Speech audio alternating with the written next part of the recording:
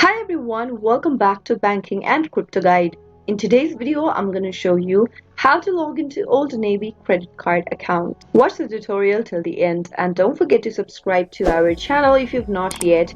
Press the notification bell so that you'll never miss another upcoming upload from us. To log into your Old Navy credit card, open up a web browser.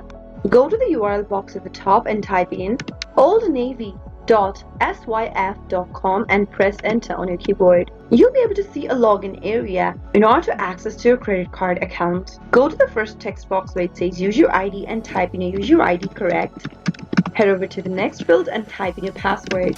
If you don't remember your user ID or your password, click on I forgot my user ID or password link and follow the on-screen prompts. Since Old Navy credit card is issued by Synchrony Bank, you need to go ahead and enter your Synchrony credentials in the text boxes. Make sure to type them in correct and finally click on the secure login button in order to get access to your Old Navy credit card online. After you log in, you'll be able to pay your bill, enroll in e-billing, view your statement, and so much more.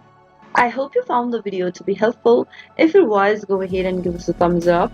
I'll be back soon with more videos like this. Thank you for watching.